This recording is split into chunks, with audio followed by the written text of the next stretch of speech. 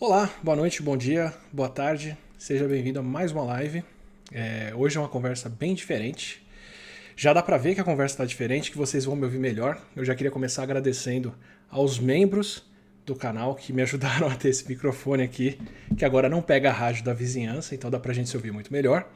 É, Queria avisar para vocês, desde o começo, por favor, se vocês puderem, para compartilharem o link da live com as outras pessoas, porque pelo menos com a última live que a gente fez por aqui, ela simplesmente foi barrada pelo YouTube. Eu não sei o que acontece, mas as pessoas não conseguem nem encontrar ela no canal. Então eu dependo direta e exclusivamente de vocês para esse vídeo ser compartilhado. Especialmente um vídeo que a gente vai ter uma discussão tão rica quanto hoje. Vai ser a primeira live no formato entrevista, conversando com a Mônica De Bolle aqui, que já vou explicar o que ela faz por aqui hoje. Uma coisa muito nova no canal é que a partir de agora a gente tem apoio do Instituto Serrapilheira, que é um instituto que apoia tanto pesquisa quanto divulgação científica e vai ser essencial nessa época de tempos novos e atenção diferente. Então, agradecer a todo mundo para começar. Brigadão. E vamos lá. Bom, por que eu trouxe a Mônica hoje? Por que a gente vai ter uma conversa com ela? E o que eu acho que é a lição mais importante do dia? Acho que a gente está discutindo muito pouco por quanto tempo a Covid deve se prorrogar por aqui e o que a gente deve ver daqui para frente com ela. O que eu quero dizer com isso? Eu falei muito por aqui, a gente está o tempo todo falando sobre a ideia de achatar a curva e diminuir o número de casos para ver um grupo menor de pessoas dando entrada em um hospital para todo mundo poder ser atendido e receber um bom cuidado, né, no atendimento de saúde. Só que achatar a curva, de certa forma, também é adiar o problema. Porque enquanto as pessoas não estiverem imunes, enquanto a gente não tiver vacina contra a Covid, que produz o melhor tipo de proteção que a gente conhece, que é a imunidade, todo mundo ainda pode pegar a Covid. Então a gente achata a curva agora, diminui o número de casos, diminui o número de pessoas que precisam de atendimento médico, mas todo mundo ainda continua vulnerável. Eu estou em casa, estou fazendo o possível para não ter contato com nada, com ninguém, para não pegar Covid, mas se eu sair na rua, eu ainda corro o risco de pegar Covid, sim. Então o que isso gera pra gente? Isso gera um problema, imagina como se fosse um incêndio. A gente tem um galpão cheio de algodão, que é uma coisa que pega fogo muito fácil, e a Covid é esse fogo pegando aqui dentro. A gente pode tentar abafar o fogo, a gente pode jogar água, a gente pode afastar o algodão para a chama não pular de um para o outro, esse é o distanciamento social. A gente pode fechar as janelas para não caírem chamas de fora aqui dentro, isso é o que acontece quando a gente fecha as fronteiras. Podemos tomar todas as medidas possíveis, colocar máscara, lavar as mãos, se higienizar para diminuir a chance de contato, isso seria abafar esse fogo para não deixar ele pegar, mas esse fogo é, a essa altura, praticamente impossível de apagar de uma vez. Wuhan, que estava embaixo do governo chinês, que é um governo muito mais autoritário do que a grande maioria dos outros governos, que é um governo que tem condições de tomar medidas muito mais rápidas, muito mais bruscas, muito mais sérias do que outros governos tomaram sem que as pessoas questionem. Então eles puderam literalmente fazer um lockdown em Wuhan, trancar todo mundo em casa e deixar as pessoas presas dentro de casa por meses, e elas não reclamaram como tá todo mundo reclamando no resto do mundo de ter que ficar em casa, ou se reclamaram, não foram ouvidas. Mesmo nessas condições, eles não conseguiram apagar esse fogo. Eles ainda têm alguns casos aparecendo de pessoas com Covid, porque demoraram para manifestar os sintomas, e ainda estão recebendo, mesmo que sejam chineses do resto do mundo, voltando para a China com Covid. Então esse fogo não vai embora. Esse seria um cenário em que a humanidade sairia dessa daqui numa boa.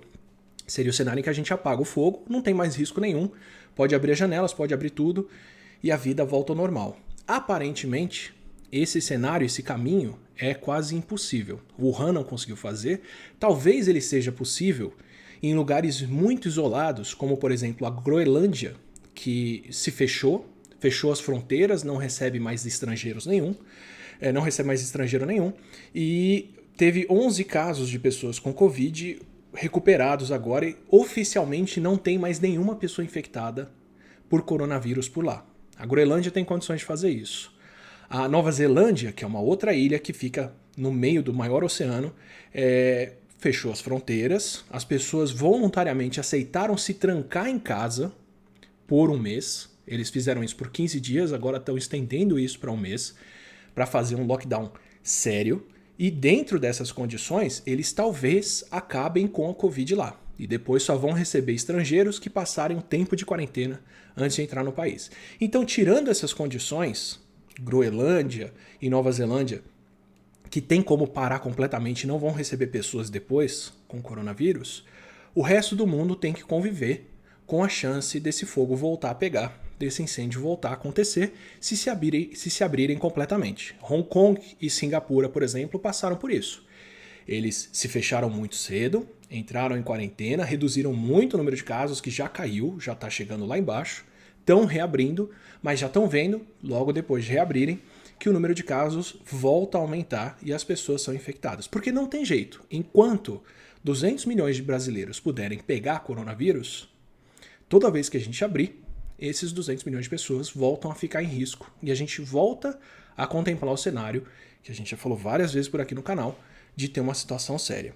Então, o mais provável, pelo menos no futuro próximo, é que a gente tenha que alternar entre esses ciclos de abertura e fechamento até termos condições de proteger todas as pessoas. Porque esse pacote, esse combustível todo que tem para queimar, esses milhões de pessoas que precisam de atendimento hospitalar, porque a Covid interna uma grande quantidade de pessoas, ainda precisa ser atendido. E a gente tem que escolher como que vai parcelar isso para passar dentro de um sistema de saúde como o nosso, que tem 30, 35 mil leitos disponíveis para tratar pessoas com coronavírus. Tem como a gente acelerar um pouco esse processo, por exemplo, construir leitos, é uma coisa que facilita muito para que a gente possa absorver mais pessoas doentes.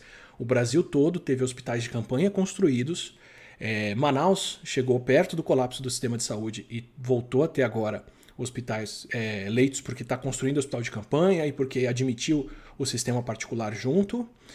Mas mesmo esses leitos dependem de profissionais trabalhando e atendendo as pessoas lá. Então também não adianta a gente sair construindo hotéis e hotéis e hotéis de leitos para tentar trabalhar e tratar 1 milhão de pessoas de uma vez, porque não existem profissionais de saúde suficientes, nem equipamento, nem condições, nem remédio, nem nada, para tratar as pessoas todas dessa forma.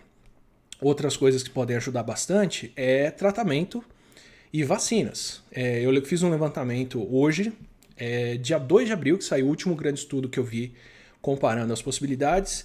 Eles conseguiram levantar pelo menos 188 testes para novos tratamentos contra a Covid, a maioria com drogas que já são usadas para outras coisas, e isso em andamento, e 146 testes recrutando novos pacientes. Então, ainda estudos para começar, o que dá mais de 330 estudos em andamento para testar novos medicamentos contra o coronavírus. Espero muito que eles deem certo, que vários deles deem certo, para a gente ter várias alternativas, mas esses tratamentos são tratamentos que estão pensando em ajudar as pessoas a saírem mais cedo do hospital e não evitar que as pessoas peguem, porque a gente não tem como fazer 7 bilhões de doses de alguma coisa ou 30 bilhões de doses de alguma coisa para distribuir para todo mundo hoje para garantir que a gente não vai pegar Covid.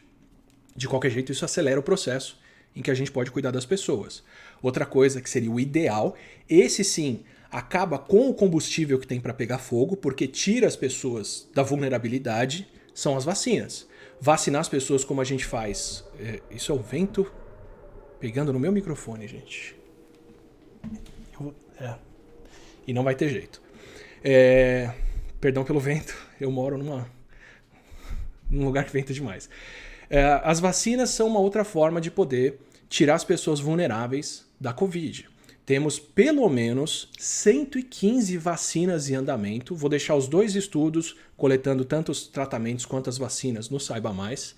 São pelo menos 115 estudos de vacinas em andamento, 78 registrados e bem acompanhados, dos quais 5 já estão em testes clínicos, que é a última fase do teste, que é já espetar nas pessoas e ver se elas vão estar bem e vão andar. Já falei disso antes, mas esse estudo também que coletou todo mundo, todas as vacinas estão em desenvolvimento, dá uma estimativa do tempo para essas vacinas irem ao mercado.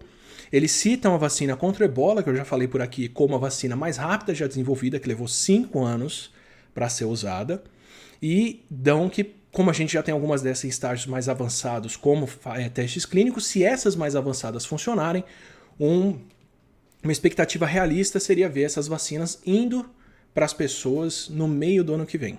Meio do ano que vem. Isso seria o desenvolvimento mais rápido de vacina que a humanidade já viu. Mesmo assim, entendam que não dá para a gente produzir 7 bilhões de doses de vacina de uma vez. Inclusive, isso depende muito de qual estratégia de vacina vai dar certo. A gente vai ter uma live aqui sobre desenvolvimento de medicamentos, que eu vou trazer um pesquisador dos Estados Unidos que trabalha com teste de fármaco para ir para mercado, para mostrar quanto tempo isso leva, como isso é feito. A gente vai ter vídeos sobre como é o desenvolvimento de vacinas, eu vou explicar diferentes estratégias e por que algumas são melhores do que outras ou não.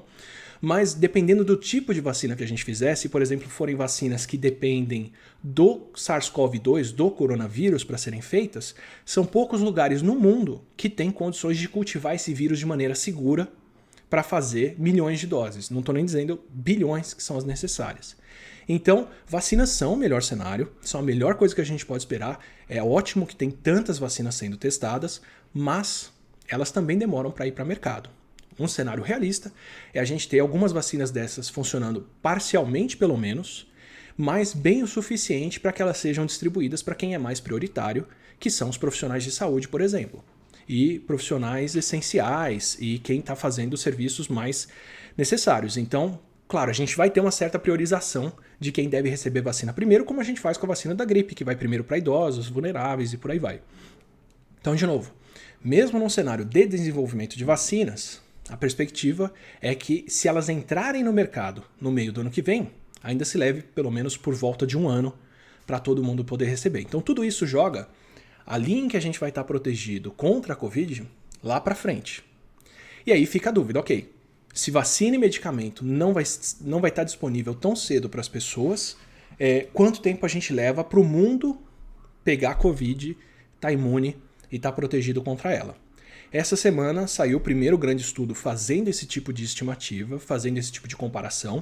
Eles fizeram isso para os Estados Unidos e países temperados, porque é para onde eles têm registro de como vírus respiratórios circulam bem.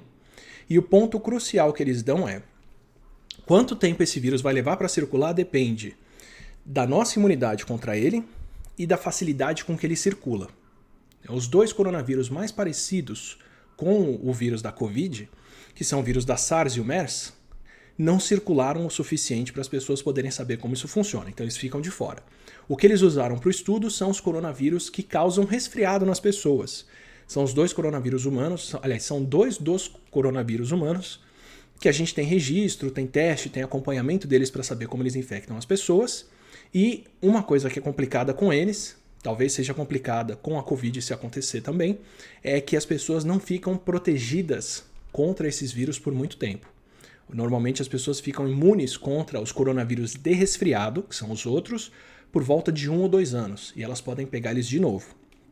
E eles circulam com mais sazonalidade, eles dependem mais do inverno para poder circular. Mesmo assim, eles vão fazendo uma série de extrapolações e o que eles dizem na falta de tratamento e na falta de vacinas, com os leitos de hospitais que se tem hoje disponíveis, no melhor dos cenários, levariam até o meio de 2022 para países de primeiro mundo voltarem a ter uma circulação normal de pessoas. Até lá, teriam que manter um grau de distanciamento social, alternando entre quarentena e outras coisas. E o próprio estudo fala, a gente não tem como dar respostas econômicas para isso. A gente está estimando quanto tempo leva para o vírus circular por aqui de maneira segura, com as pessoas se protegendo contra eles, para não extrapolarem o número de atendimentos hospitalares que cada país dá conta de fazer, porque o vírus tem esse potencial, como a gente já sabe muito bem. No pior dos cenários, eu nem vou falar do pior dos cenários, esse é o cenário prático deles. Se a imunidade for bem protetora, se a gente conseguir monitorar bem e conter a circulação do vírus o suficiente para quem precisa de atendimento receber atendimento, para os países de clima temperado, um cenário realista seria esperar do meio para o fim do ano que vem, muito mais provavelmente 2022. É o que eles fizeram para lá. Aqui no Brasil, a gente não tem esse tipo de acompanhamento para fazer um estudo desse. Mas já sabemos o que adianta. Construir leitos de hospital acelera esse processo, desenvolver tratamento e vacina aceleram esse processo. Estamos tentando fazer isso ao máximo.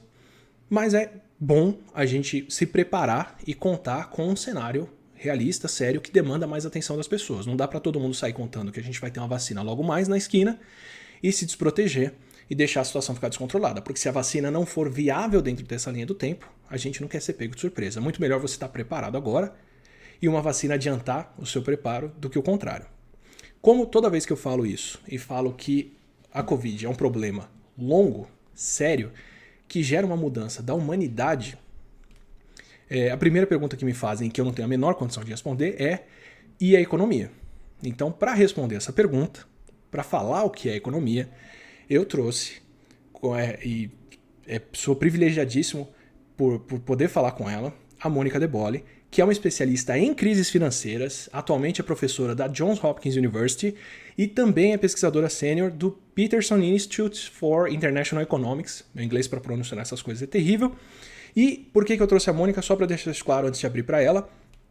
Porque somos educadores. Eu falo isso sempre por aqui, o nosso papel não é um papel de imprensa, a gente não está reportando o que está mais acontecendo agora.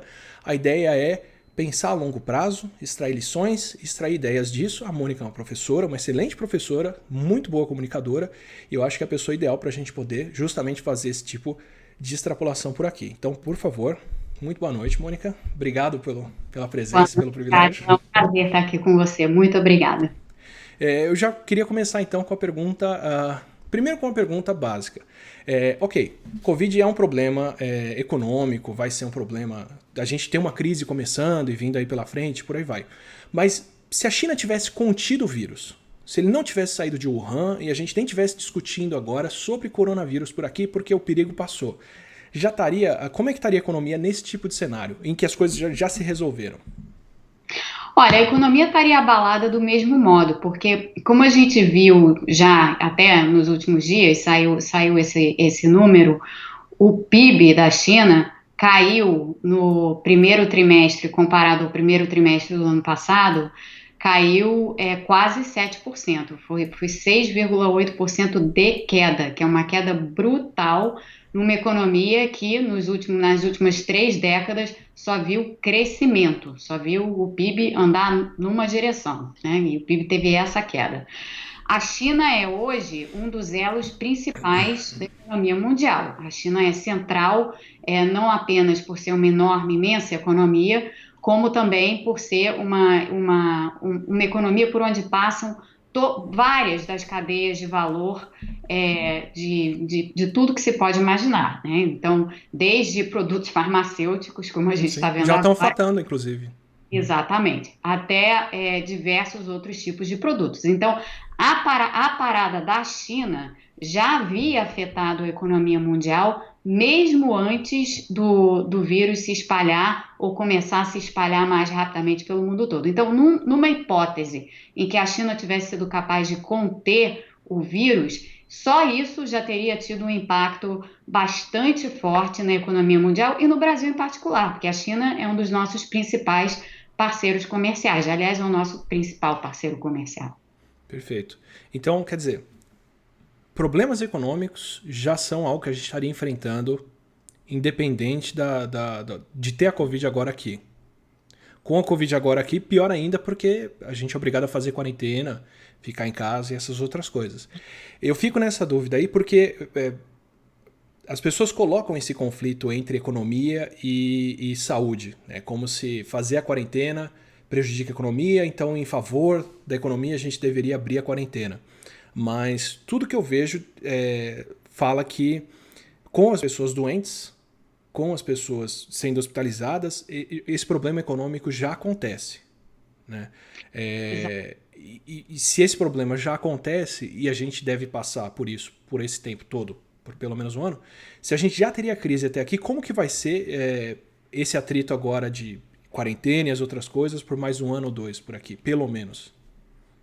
Bom, a gente vai ter uma continuação do que a gente já está começando a ver no Brasil e que a gente já está vendo no resto do mundo, né? Então, eu estou falando com você aqui dos Estados Unidos. Aqui as quarentenas já foram impostas há mais tempo do que no Brasil.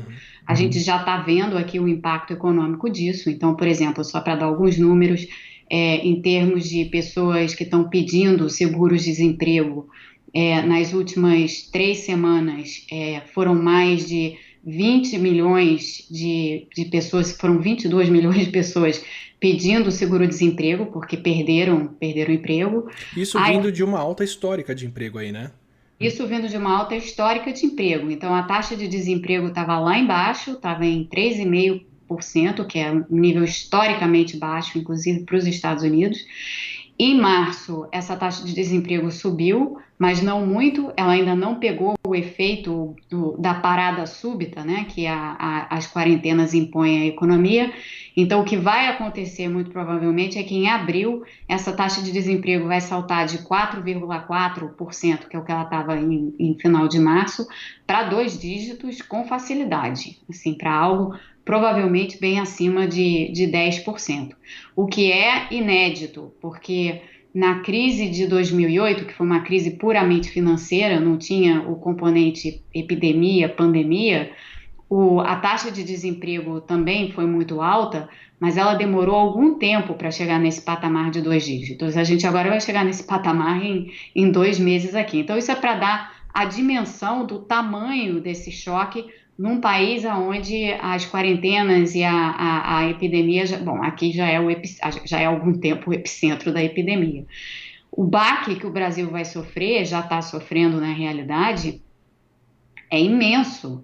E aí tem diversas ramificações que a gente pode conversar aqui depois, porque, evidentemente, a gente também tem uma população muito desguarnecida, muito vulnerável, pessoas que precisam sair para a rua para trabalhar, porque é assim que ganham o seu dinheiro de todo dia, e essas pessoas são as que são mais afetadas pela quarentena. Então, o efeito é óbvio. Agora, como você dizia, a economia é feita de pessoas em circulação. Essa falsa dicotomia entre saúde e economia, ela é falsa exatamente por isso, porque na quarentena você não tem pessoas em circulação porque você tem a quarentena. Mas se você deixar a quarentena para lá, relaxar todas as medidas e deixar as pessoas irem para a rua, elas ficam doentes e elas deixam de circular também. Não de imediato, mas um pouco mais à frente. Só que de Então, maneira mais irreversível, né? de maneira muito mais irreversível, exatamente. É muito essa escolha, né? Entre você fazer isso de uma forma controlada, que dá para retomar depois, ou deixar o pior acontecer e não ter controle sobre a extensão e o tamanho daquilo, né? Exatamente, é exatamente disso que se trata. Então, quem fica parado nesse falso dilema, mas a economia e a quarentena, vamos relaxar a quarentena para deixar a economia rodar, está deixando de ver à frente o que vai acontecer com a sobrecarga do sistema de saúde, com as pessoas não tendo atendimento, com a sensação de pânico que isso gera na população, com eventuais repercussões sociais, repercussões políticas e, obviamente, repercussões econômicas. Então, esse passo à frente, muitas vezes, é que as pessoas não fazem, mas que é preciso fazer. Assim, o impacto econômico ele vai existir de qualquer forma. Eu sinto que a gente tem uma inércia, né? Um impulso de voltar para a situação anterior quando ela já não é mais possível, né? Então, para dar um exemplo, aqui o Brasil, né? A gente vai, sei lá, exporta carne, exporta soja. De repente, nem os países que compram isso vão estar comprando tanto agora, né? Eu vou estar fazendo isso. Ou como eu estava falando com um amigo outro dia, se alguém lá em Franca resolve retomar a fábrica, voltar a produzir calçados, né? Vamos voltar à situação normal. Vou trazer os funcionários de volta, não tomei medidas preventivas para garantir que está todo mundo distanciado, separado, trabalhando bem. Eu vou ter dois problemas, né? Um dos funcionários contraindo Covid e saindo da fábrica, porque eu não vou conseguir fazer ela funcionar com 20% das pessoas hospitalizadas ali dentro, sem contar quem está tendo que cuidar de parentes, cuidar dos filhos, cuidar de outras coisas. E mesmo se eu voltar à atividade e produzir os sapatos que eu produzia antes, para quem que eu vou exportar isso agora, né? Exatamente. Aliás, um exemplo, não são calçados, são suínos, mas um exemplo parecido com esse já aconteceu aqui nos Estados Unidos. Um dos maiores produtores de carne suína aqui teve que fechar as suas plantas e as suas fazendas e tudo mais, porque as pessoas tinham voltado ao trabalho e aí houve um surto, várias se contaminaram, as fazendas e enfim, os locais de Os processamento. abatedouros, os frigoríficos, perdão. e os frigoríficos tiveram que fechar, estão fechados. Então, esse tipo de coisa já até aconteceu aqui. Não era no caso, bom, até é uma indústria de exportação, porque carne suína é exportada dentro do NAFTA, né? Que hoje está com outro nome, mas dentro aqui do arranjo que existe entre Canadá, México e Estados Unidos, tem também cadeias de produção agrícola. E os exportadores, aqui nos Estados Unidos se produz muita carne suína que é vendida para o México. Então, esses exportadores já estão afetados aqui por conta disso que aconteceu há pouquíssimo tempo. E não quer dizer que os mexicanos que perderam o emprego vão estar consumindo tanta carne suína agora, né? Tampouco, exatamente. Então, tudo está entrelaçado e tudo se afeta, né? Então, é exatamente esse exemplo que você dava. Quer dizer, alguém que produz alguma coisa, algum bem de consumo em alguma parte do Brasil, se resolver voltar à produção como era antes, não vai ter para quem vender. E ainda por cima está pondo essas pessoas em risco. Então, é uma realidade, como você disse, é uma realidade que não existe mais. A gente tem que tentar repensar isso e trabalhar com o que existe e o que vai existir daqui para frente. E aí vai no tema que você falava anteriormente. A gente pode ter que conviver aí com períodos de quarentenas intermitentes por necessidades de saúde que vão afetar a economia, trazendo o entrelaçamento dessas duas áreas. Quer dizer, pelo menos num futuro próximo, e um futuro próximo eu jogo tranquilamente para uns bons anos, eu não estou falando bons anos de distanciamento social ou de quarentena ou de qualquer coisa assim, eu quero dizer de um futuro pós-crise, né, desse futuro para onde a gente está saindo. Pelo menos por uns bons anos a gente não vai voltar para o normal, né? A gente não vai voltar para janeiro de 2020, a gente vai voltar para um novo normal, né? Pelo menos num período curto, eu espero que seja curto, talvez ele seja um pouco mais longo dependendo de tratamento, leitos e vacinas. Vai ser um período de novo normal com distanciamento social, com a gente tendo que usar máscara o tempo todo, tomar cuidado onde encosta o tempo todo, tendo que repensar e remanejar como vai fazer com as escolas, se vão abrir, se vão fechar, por quanto tempo vão abrir, porque para crianças a convivência é essencial. Crianças não são uma faculdade que eu posso fazer EAD sem preço. Sem comprometimento da educação delas, né? Mas mesmo depois disso ainda tem esse novo normal de passar por uma crise, das pessoas terem perdido emprego, renda e essa série de outros problemas, né? Você tem como levantar um pouco mais desses problemas para a gente pensar o que pode ser esse novo normal depois? Pois é, então a gente vai passar por essa fase aguda, a gente vai entrar nessa outra fase aí possivelmente intermitente, né, de quarentenas que vão e vêm. E nesse contexto, assim, a maneira como a gente entendia consumo, a maneira como a gente entendia produção, a maneira como a gente entendia investimento, tudo isso vai ser diferente, né? A própria recuperação da economia, das economias, não vai ser uma recuperação, digamos assim, nenhuma é típica, nada é muito típico em economia. Economia é uma ciência social, então não tem nada pré-determinado.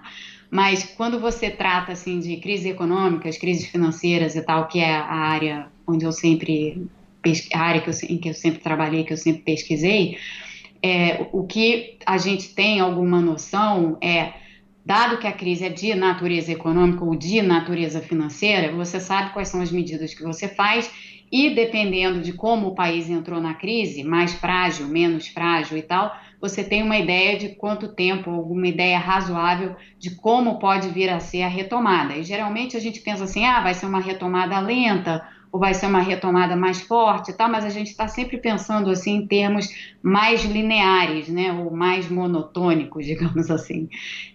Nesse caso, que não é uma crise, primeiro, de natureza econômica, a crise econômica vem da crise de saúde pública. E, portanto, ela tem um tipo de saída que não depende das medidas econômicas e sim de todas as outras variáveis que você falava anteriormente. A maneira como a economia vai se comportar na saída é completamente diferente de tudo que a gente já viu antes. Quer dizer, então, inesperado. Totalmente. E a gente pode pensar assim, se a gente tiver um cenário de quarentenas intermitentes, então você abre um pouco, você relaxa um pouco as medidas sanitárias, depois você volta com elas, se tiver recrudescimento da epidemia e assim por diante, a economia vai se comportar da mesma forma. Então, essas idas e vindas vão marcar o processo de retomada. Vai ser, como eu tenho dito, uma retomada em zigue-zague, entendeu? Você vai estar subindo, caindo, subindo, caindo, subindo, caindo todo o tempo. Vai ser uma retomada muito volátil. Essa volatilidade afeta muito a maneira como as empresas se posicionam, porque as empresas, para produzir, precisam ter algum tipo de previsibilidade. Essa previsibilidade não vai estar posta nessa situação, porque é uma situação de volatilidade. E os consumidores também, né? Assim como os investidores. Todo mundo precisa trabalhar com algum tipo de horizonte de Claro. previsibilidade. Isso não vai existir. Então, é de fato um completo novo normal. Eu acho que sinto que com a economia é o mesmo problema que a gente tem com saúde. Esse problema nunca aconteceu antes. Né? A última vez que a gente passou por uma pandemia dessa escala, passamos de olhos vendados e mal sabíamos o que estava vindo pela frente, e foi como foi.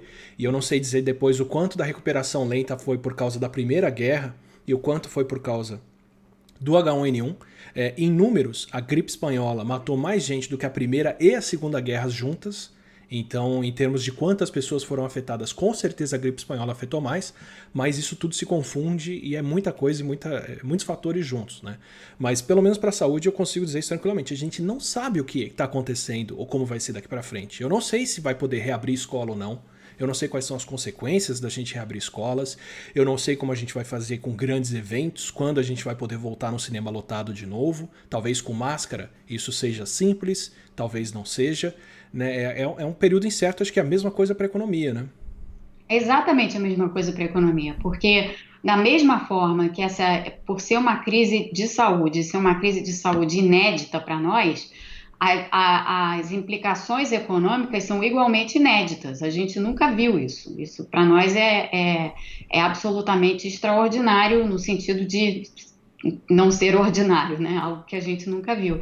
Então, com base nisso, é mais ou menos a mesma coisa. Quer dizer, a gente que sempre tenta buscar alguma referência no passado para daí fazer uma inferência sobre o que pode vir à frente, a gente hoje não tem essa capacidade. Nem, como você dizia, na área de saúde, como você colocou, menos, nem na área da economia. A gente não tem qualquer coisa no passado que sirva de corrimão para nós, assim, para dizer assim, então vai ser mais ou menos assim. Não, a gente vai inventar o que vai ser na realidade. A gente vai, ao longo do tempo, ver como é que as coisas vão ser feitas e o sistema vai se adaptar a uma realidade que é completamente distinta do que a gente já viu até hoje.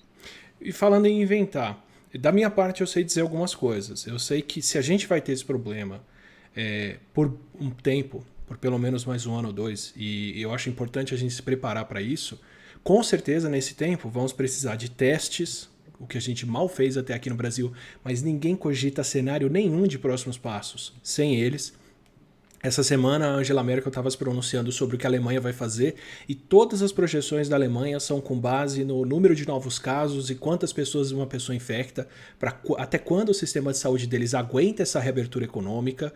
O governador de Nova York estava falando sobre uma possível reabertura de Nova York gradual e a primeira imposição que ele disse foi: é uma questão econômica e de saúde pública, não sou eu político que vou tomar essas decisões. A gente tem que acompanhar esses parâmetros aqui.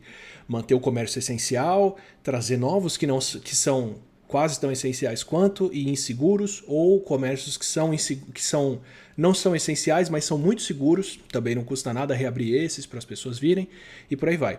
Então, qualquer medida dessas depende de testes. Qualquer coisa que a gente vai fazer daqui para frente, enquanto houver Covid no mundo, vai depender da gente usar máscara, vai depender dos médicos estarem equipados, terem equipamento de proteção por um bom tempo, para a gente poder absorver mais pessoas e poder ficar aberto por mais tempo, levantar esse tipo de quarentena por mais tempo, dependemos de leitos hospitalares, dependemos de profissionais de saúde saudáveis, dependemos de policiais saudáveis, bombeiros saudáveis, comerciantes saudáveis, todo mundo funcionando bem, ou seja, eles também dependem de equipamentos de proteção. Então, assim, no mínimo, teste equipamento de proteção como máscara e para profissionais de saúde é uma coisa que eu sei que vai estar em demanda por muito tempo e uma demanda muito séria que a gente não tem como conseguir todo mundo comprar do mesmo lugar, porque está todo mundo saindo no tapa agora por respirador, por equipamento de proteção, por teste, logo mais por remédio, porque os insumos para produção de medicamentos estão acabando e partes dos centros de produção de medicamentos e equipamento de proteção de saúde do mundo são China, Itália e Índia, que talvez seja afetada logo mais pela Covid, já está em lockdown. A Índia está com as pessoas trancadas em casa, não é quarentena como a gente aqui. Quer dizer, uma série de coisas vão começar a faltar e a gente não tem mais como voltar para os bons centros de onde a gente comprava aquilo sempre. Então, acho que pelo menos uma parte da inovação do que a gente tem que fazer daqui para frente segue nessa linha, né? Sem dúvida. E aí no tema invenção ou reinvenção, para isso daí é mais uma das áreas assim que saúde e economia conversam diretamente. Para fazer essa reinvenção, você precisa reconverter ou converter uma porção de coisas dentro da nossa capacidade produtiva para justamente dar suporte a isso. Então, por exemplo, na área no que diz respeito a equipamentos médicos ou equipamentos de proteção social, que a gente vai ter que produzir, saber produzir em larga escala, porque, como você dizia, não vai dar para depender dos outros. Então, em larga escala, porque não só para os profissionais de saúde, mas para todas aquelas pessoas que vão estar fazendo trabalhos essenciais e depois, no relaxamento da quarentena, para a população em geral, né? Máscaras no mínimo, talvez outras coisas também.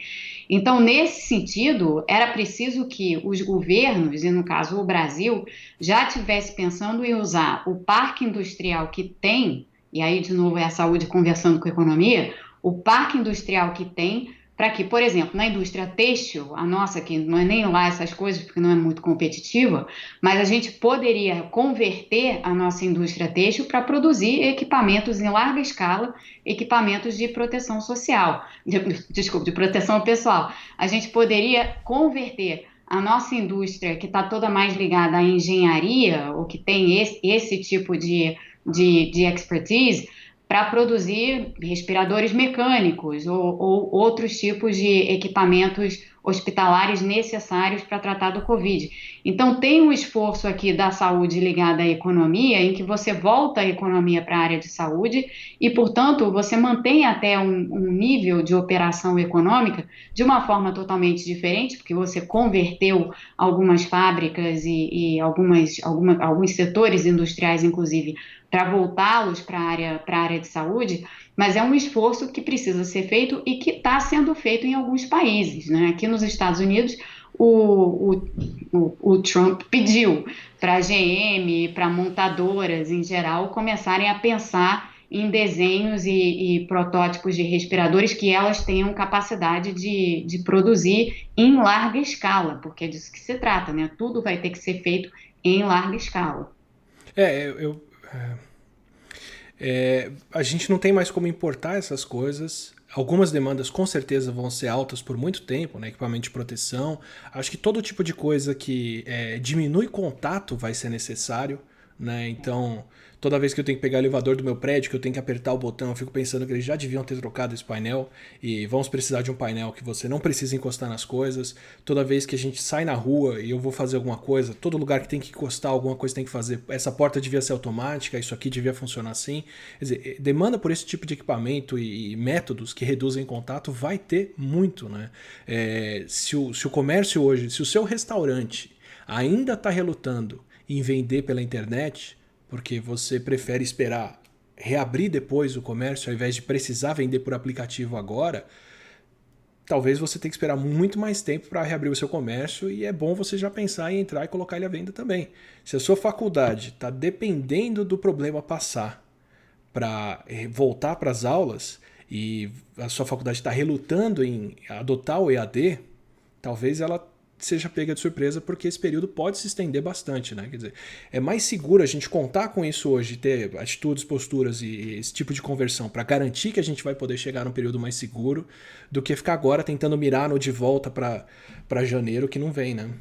Exatamente. Não, o olhar para trás é um olhar que vai nos prejudicar imensamente, porque o olhar para trás é um olhar para um mundo que não existe mais, e é uma tentativa de voltar para uma situação que não existe, e nisso você vai abrir mão de fazer o que é necessário a travessia que vem pela frente. E eu achei interessante quando você falou na questão dos elevadores, né, e das coisas que do tipo de tecnologia, aí é tecnologia Claro. mesmo, que você já devia estar desenvolvendo para não ter que encostar, né? Então, aquela coisa só da sensibilidade, de uma espécie de calor, né, do dedo, alguma coisa assim, que já existe a capacidade de se ter esse tipo de tecnologia.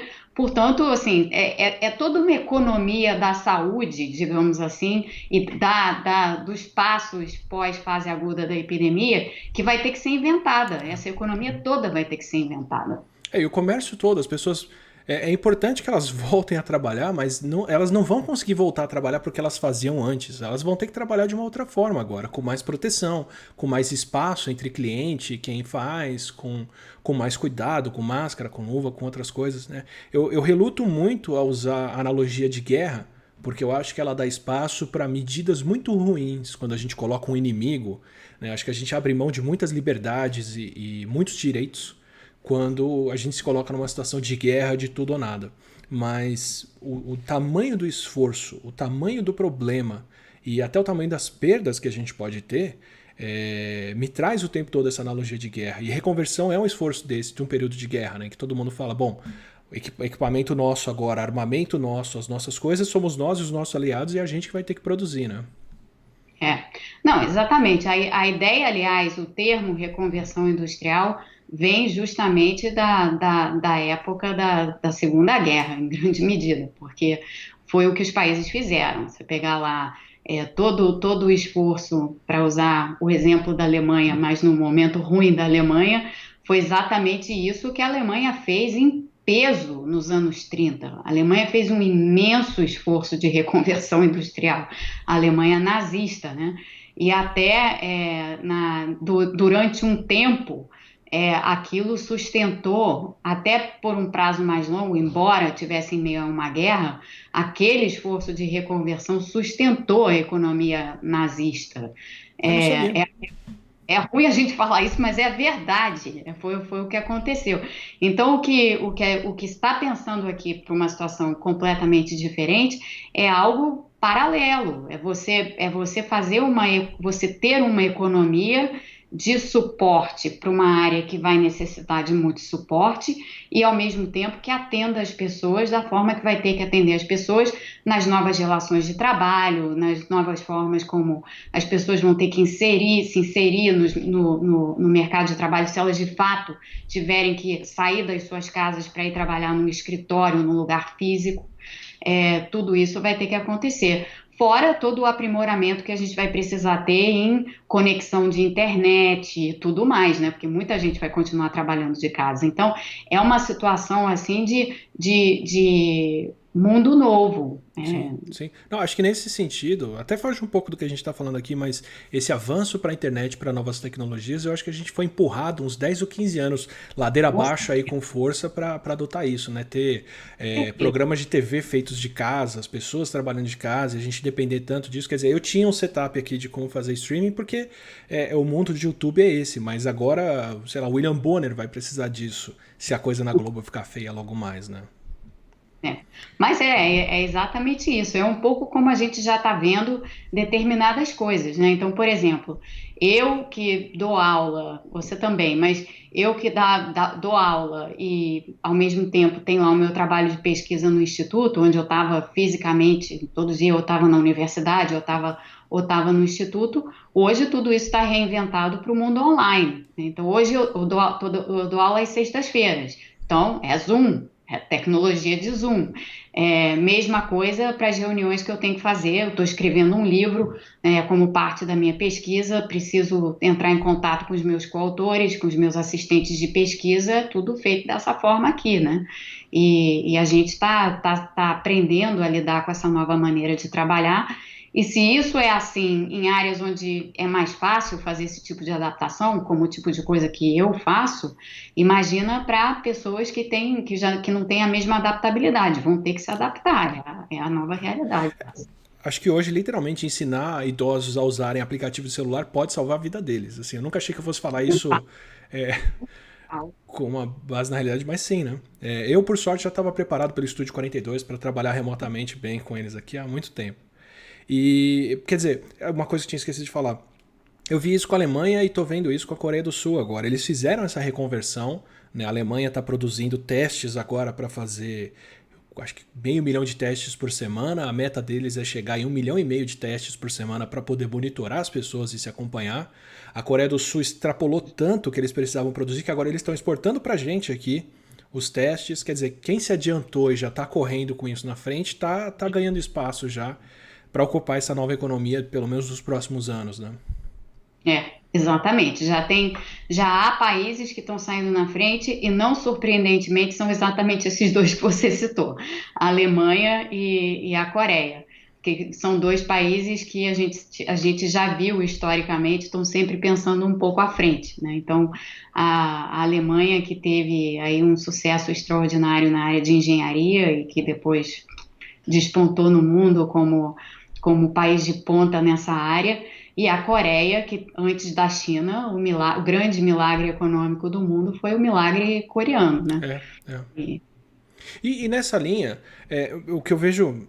Sempre vão procurar um bode expiatório, sempre vão procurar um culpado pela história. Eu já conversei aqui sobre se o vírus era uma arma biológica ou não, por que ele não é uma arma biológica, por que a gente tem que tratar isso de uma outra forma, por aí vai. Mas uma das primeiras coisas que as pessoas jogam para dizer é que a China plantou isso no mundo porque eles vão sair por cima dessa e são eles que já se recuperaram e que vão conquistar esse mundo novo, que eles fizeram isso para prejudicar os Estados Unidos ou alguma coisa assim.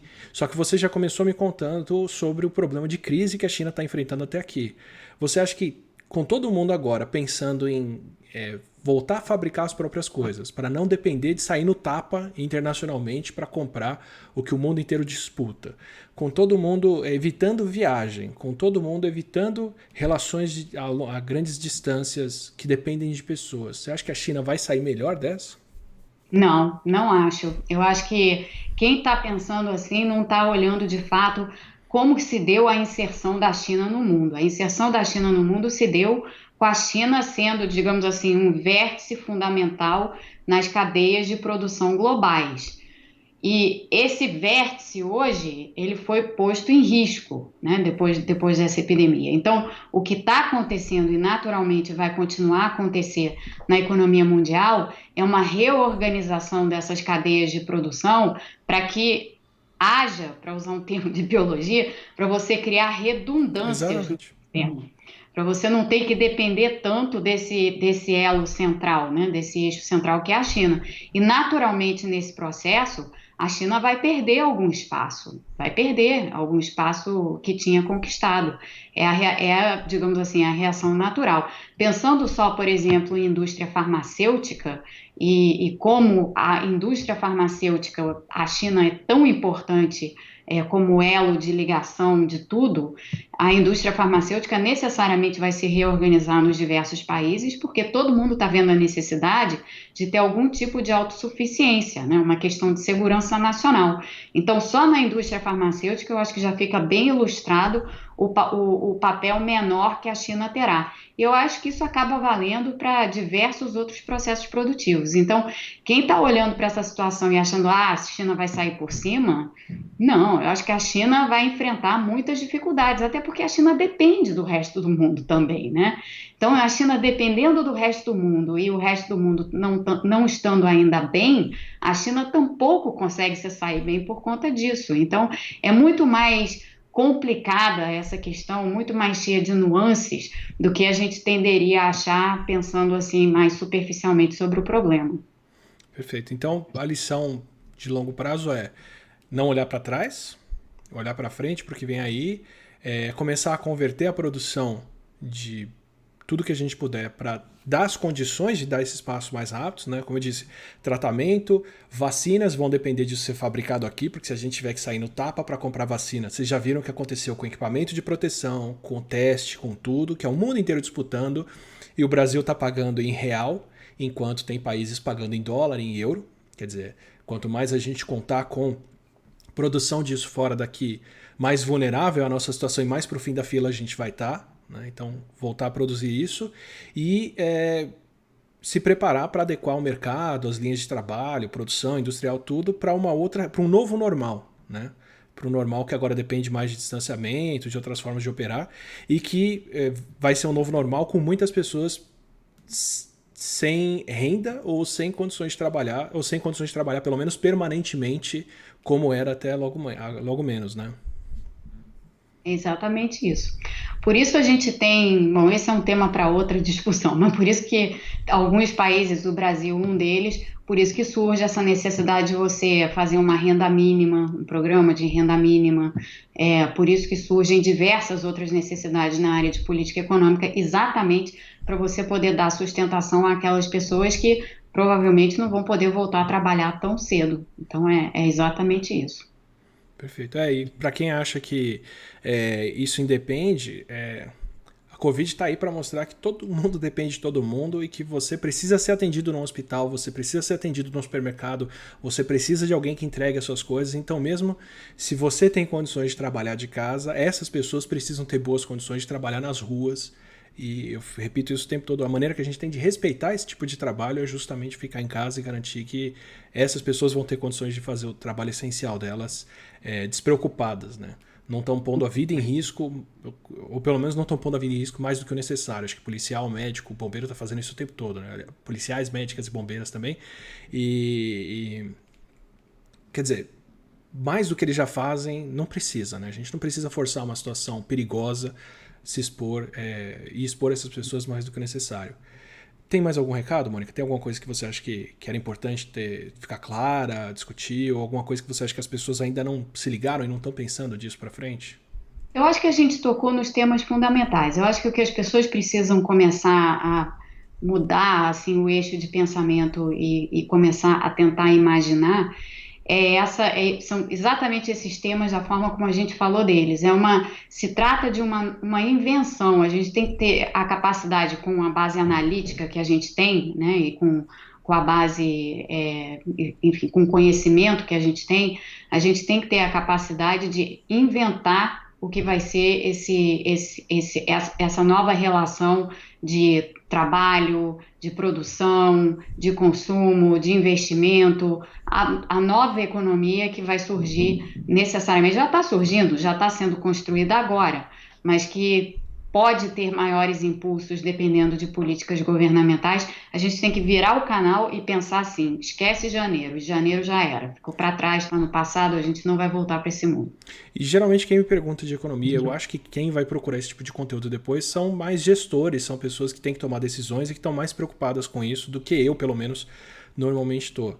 Para esse tipo de pessoas, você tem algum material, alguma fonte, algo para recomendar? Tem o seu canal, tem livros, tem outras coisas que você acha que vão ajudar as pessoas a se prepararem para repensar isso? Porque é uma mudança de mentalidade forte, né? É uma mudança de mentalidade muito forte. Eu tenho um canal no YouTube onde eu tenho discutido em lives também. Não é um canal bem menos sofisticado do que o seu, bem caseiro, mas onde eu tenho feito, assim, tenho trazido essas discussões, né, e tentado pensar assim um pouco como é que as coisas vão se dar. E estou, ao mesmo tempo, simultaneamente, escrevendo agora um livro sobre essa situação que a gente está vivendo e o que a gente vai provavelmente ver pela frente. No instituto onde eu trabalho, no Peterson Institute, também tem um esforço enorme de pensar o que vai ser a economia do futuro. Portanto, tem essas fontes, quer dizer, tem o meu canal no YouTube, depois eu posso disponibilizar, tem o site lá do Instituto, e alguma hora aí, quando sair, vai sair um livro sobre esse momento e sobre o que vem pela frente. Maravilha. Obrigado demais, Mônica. Obrigado pelo seu tempo. Agradeço, super pela sua obrigada. sabedoria aqui. Espero que a gente consiga falar mais vezes, porque eu acho que esse passo a passo de economia e saúde vão ser fundamentais. Acho que se um pé desses esticar muito sem o outro daqui para frente, a gente tomba e vai ter que caminhar em muita sincronia mesmo. Obrigadão. Sem dúvida. Obrigadíssimo. Gente, espero que vocês tenham gostado do conteúdo. Eu vou procurar trazer mais desse tipo de conteúdo para cá, com especialistas, pessoas muito competentes e que entendem muito mais do que eu sobre tudo que estão falando aqui, para trazer novas lições. Eu acho que eu queria trazer muito a Mônica logo no começo para deixar claro que isso é uma mudança de mentalidade, sim. É uma mudança de como a gente aborda as coisas.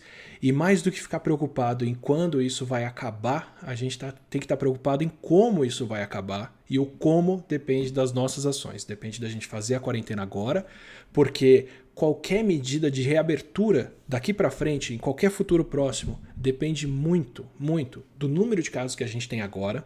Então, os lugares que pararam primeiro, que estão com menos casos agora, são os lugares que têm mais flexibilidade daqui para frente para voltar a reabrir e deixar as pessoas voltarem a transitar, circular, fazer comércio. Os lugares que chegaram no limite, como foi a Espanha, como foi a Itália, são lugares que vão ter muitos problemas daqui para frente para reabrir. É só você contrastar o que está acontecendo com a Alemanha, contrastar o que está acontecendo com vários países nórdicos, com o que a Espanha e o que a Itália estão passando.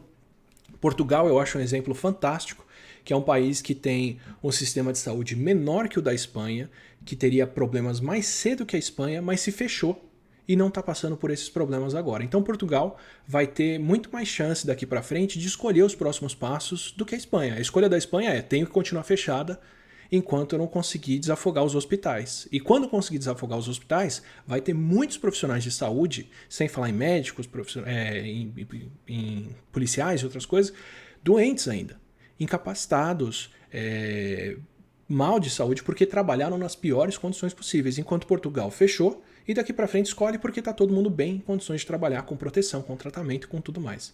Então isso é fundamental para a gente daqui para frente. Pretendo trazer mais pessoas para discutir esses próximos passos que a gente vai ter aqui, para ver como que pode ser uma reconstrução dessa. Espero muito que vocês tenham gostado.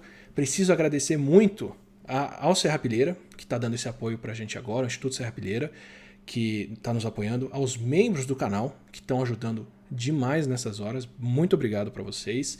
Muito obrigado ao Estúdio 42, que fez essa arte toda e está dando esse semblante de profissionalismo para essa pessoa aqui que não tem esse profissionalismo para fazer isso, que está com a Paloma me ajudando a produzir isso tudo. E se você quer acompanhar mais desse conteúdo, se inscreve aqui no canal, prestigia, porque tem muita coisa boa para frente, tem muita gente competente para a gente conversar, para trazer ótimas lições. Então um abraço para vocês e até uma próxima aqui. Acredito que na próxima terça-feira a gente deve conversar sobre por que respiradores são tão essenciais, por que UTIs fazem falta agora, para entender um pouco do que é a situação médica que a Covid traz. Um abração para todos.